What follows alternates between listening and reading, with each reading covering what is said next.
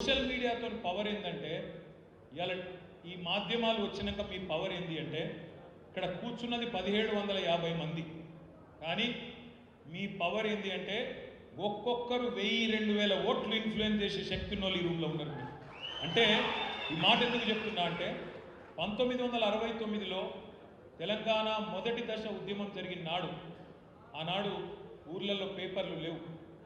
ఇవాళ పేపర్ రేపు లేదా ఎల్లుండి వచ్చేది, బస్సు ఎప్పుడు వస్తే అప్పుడు వచ్చేది. ఒక్క ఆల్ ఇండియా రేడియో ఉంటుండే, అది కూడా గవర్నమెంట్ కంట్రోల్లో ఉండే రేడియో. వానికి బుద్ధి పుడితే వారు తెయ్యాలి, లేకపోతే యేసుడు లేదు. అయినా తెలంగాణ ఉద్యమం దావానలంలాగా ఎవరన్నా అంటిస్తే అంటుకున్నట్టు మొత్తం ఊరూరుకు అంటుకున్నది. ఎట్లా? ఒకరికొకరు చెప్పుకున్నారు, ఒకరికొకరు చెవులలో చెప్పుకొని బిడ్డ తెలంగాణ వస్తేనే మనకు న్యాయం అవుతుంది, మనకు లాభం జరుగుతుంది, మనకు మరి తెలంగాణ వస్తేనే ఇన్సాఫ్ దొరుకుతుంది అని ఆనాడు ఒకరికొకరు చెప్పుకొని, ఏ మీడియా లేదు, ఎలక్ట్రానిక్ మీడియా లేదు, ప్రింట్ మీడియా లేదు, సోషల్ మీడియా లేని రోజుల్లో కూడా ఉద్యమాన్ని ఆ రోజు ఇంటింటికి అంటించారు, ఒక దీపంతో ఇంకో దీపాన్ని వెలిగించినట్టు. ఆ తర్వాత మెల్లగా మెల్లగా పేపర్లు పెరిగినాయి, తర్వాత ఎలక్ట్రానిక్ మీడియా వచ్చింది, 24 గంటలు చూపెట్టే టీవీలు వచ్చినాయి. కానీ ఇవాళ వాటన్నిటిని తలదన్నేది సోషల్ మీడియా.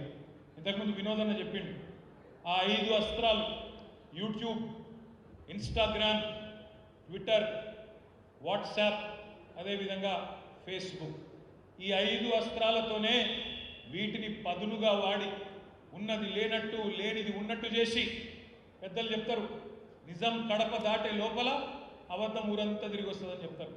ఒక్క అబద్ధాన్ని 100 సార్లు చెప్తే నిజమవుతుంది అంటారు. ఒక్క అబద్ధం 100 అబద్ధాలు చెప్పైనా లగ్గం చేయాలి అంటారు. అన్ని నమ్ముకొనే మోడీ గారు ప్రధానమంత్రి అయిండు, రేవంత్ రెడ్డి గారు ముఖ్యమంత్రి అయిండు. ఎట్లనా మీరు చూడండి వాళ్ళ హామీలు, వాళ్ళ మాటలు. నిజంగా చెప్పాలంటే పాపం కాంగ్రెస్ వాళ్ళు కూడా కలలు కూడా అనుకోలేదు. అందుకే వాళ్ళ అధికారంలోకి వస్తాము, ఇవన్నీ నిలబెట్టుకోవాల్సి వస్తుంది అని వాళ్ళు కూడా అనుకోలేదు. నోటికి ఎంత వస్తుందో చెప్పుకుంటా పోయారు, బస్సు ఫ్రీ, బంగారం ఫ్రీ, ఇది ఫ్రీ, అది ఫ్రీ, నువ్వు ఏది పడితే అది ఫ్రీ అనుకుంటా పొర్లుకుంటా పోయినరు. వాళ్ళు కూడా అనుకోలే మనం లెక్క కడతాం, 420 హామీలు దొరకబడతాం అనుకోలేదు. అందుకే నేను అనేది మీతో ఒకసారి ఆ ఓట్ల స్లైడ్ పెట్టమా, ఆ ఓట్లది చూడండి ఒక్కసారి మీరు. ఏం జరుగుతుంది కరీంనగర్ లోక్సభలో రేపటి రోజున ఆ ఓట్లలో అంటే, తప్పకుండా మొన్న కాంగ్రెస్కు ఓటేసిన వాళ్ళల్లో చాలామంది ఇప్పటికే పశ్చాత్తాపడుతున్నారు, బాధపడుతున్నారు. ఊళ్ళల్లో రైతులు బాధపడుతున్నారు.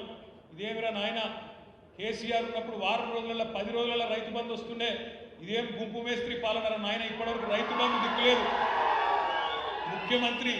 ముఖ్యమంత్రి పదవి చేయడానికి అనుభవం ఉందా అంటే ఏమన్నాడు రేవంత్ రెడ్డి గారు, ఏ గదేం పదవిగా, గుంపు మేస్త్రి లెక్క, ఒకడు సున్నం కొడతాడు, ఒకడు సిమెంట్ వేస్తాడు, నేను గిట్ల అంటే అయిపోతుంది అన్నాడు. అదే టూత్ పాలిష్ లెక్క ఏమున్నది అన్నాడు.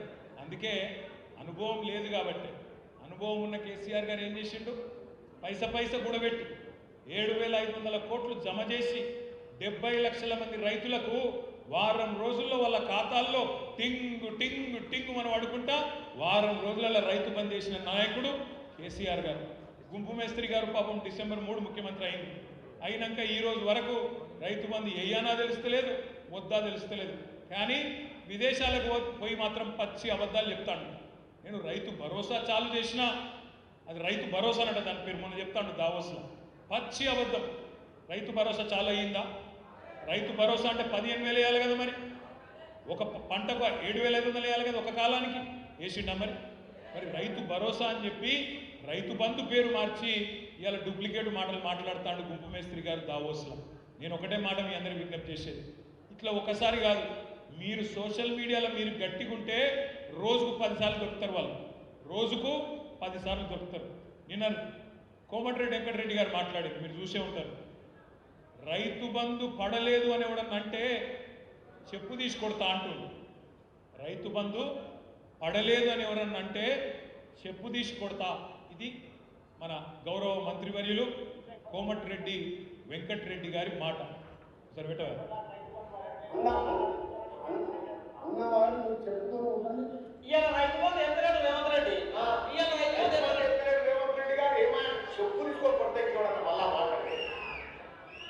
ఆయననేమో కాంగ్రెస్ మంత్రి, ఈయననేమో కాంగ్రెస్ ప్రచార కమిటీ అధ్యక్షుడు మల్లన్న.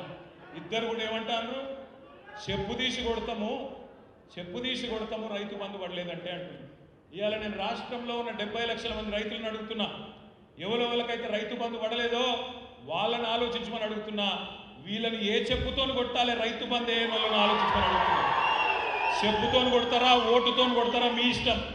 చెప్పుతోని కొడతారా, ఓటుతోని కొడతారా ఈ ప్రభుత్వాన్ని మీ ఇష్టం.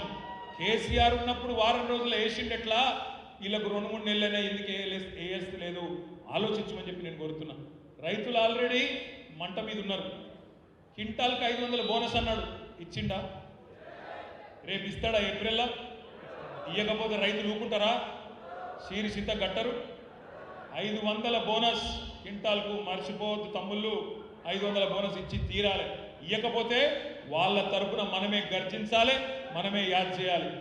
2 లక్షల రుణమాఫీ అన్నాడు డిసెంబర్ 9 నాడు, సోనియమ్మ జన్మదినం. 2 లక్షల రుణమాఫీ. రైతులు మీరు పోయి ఉరికి తెచ్చుకోండి. ఇప్పటిదాకా తీసుకొని వాళ్ళు ఉంటే డిసెంబర్ 8 దాకా ఓన్రి పోయి తెచ్చుకోండి, నేను సంతకం పెడతా అన్నాడు. డిసెంబర్ 9 పోయింది, జనవరి 9 పోయింది, ఫిబ్రవరి 9 వస్తుంది. చేస్తాడా?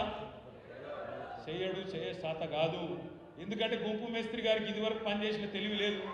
ఏదో ప్రతిపక్షంలో ఉన్నప్పుడు డైలాగులు కొట్టుకుంటూ అవతల పడ్డాడు. నోటికి ఎంత వస్తా తొర్రుకుంటా, కేసీఆర్ మీద బూతు పురాణం ప్రయోగించుకుంటా ఒర్రుకుంటా తిరిగిండు, ఒర్రుపోతాడు తప్ప ఆయనకి ఏం తెలియకేదో మాట్లాడిండు, ఫసాయించిండు. ఇలా కింద మీద పడతాడు. అందుకే నేను అంటున్నా, 2 లక్షల రుణమాఫీ చేయనందుకు, రైతు భరోసా చాలు చేయనందుకు, రైతు భరోసా చాలు చేయకపోగా ఉన్న రైతు బంధు వేయనందుకు, తెలంగాణ రైతన్నలు రైతు బంధు అడిగితే చెప్పుతోని కొట్టమన్నందుకు రేపు ఓటుతో కొడతారు కరీంనగర్ లోక్సభలో కూడా కాంగ్రెస్ పార్టీని అనే మాటను మీకు విజ్ఞప్తిస్తాను. అందుకే నేను మీకు అనేది, ఈ ప్రభుత్వం 45 రోజులలోనే చాలా మందిని శత్రువులను చేసుకున్నది. పాపం మా ఆటోలు నడుపుకునే అన్నదమ్ములు వాళ్ళు మార్పు కావాలని ఆయనతో ఓటేసారు. అందరే లేదు, కొందరు వేసారు. అందరు వేసారని నేను ఎట్లా అంట, కానీ కొందరు పాపం ఆటోలు నడుపుకునే అన్నదమ్ములు అదేదో బోర్డు పెడతాడట, నెలకి ఇన్ని పైసలు ఇస్తారట, సంక్షేమం అట, ఏదో అవుతుందట, కేసీఆర్ మంచిగానే చేసిండు కానీ ఈయన ఇంకా మంచిగా చేస్తారట అని చెప్పి నీకు 2 సార్లు ఇచ్చినాం కదా, వాళ్ళకు ఒకసారి ఇస్తామని ఇచ్చింది. ఏమైంది ఇచ్చిన పాపానికి? ఇలా వాళ్ళ కొంప కొల్లేరైంది. వాళ్ళు మంట మీద ఉన్నారు. 6.5 లక్షల మంది ఆటో డ్రైవర్లు, వాళ్ళ కుటుంబాలు ఇవాళ రెక్కాడితే కానీ డొక్కాడని జీవులు, వాళ్ళు మంట మీద ఉన్నారు. వాళ్ళు వీళ్ళు ఎదురు చూస్తారు, ఎక్కడ దొరుకుతారు కాంగ్రెస్ వాళ్ళు. రేపు జెడ్పీటీసీలో దొరుకుతారా, కౌన్సిలర్లు దొరుకుతారా, పార్లమెంట్లో దొరుకుతారా, సొసైటీ ఎలక్షన్లో దొరుకుతారా? యాడ దొరుకుతాడా కర్రు కాల్చి వాత పెట్టేందుకు 6.5 లక్షల మంది తమ్ముళ్ళు వాళ్ళు రెడీగా ఉన్నారు. మీరు చేయవలసింది ఒకటే.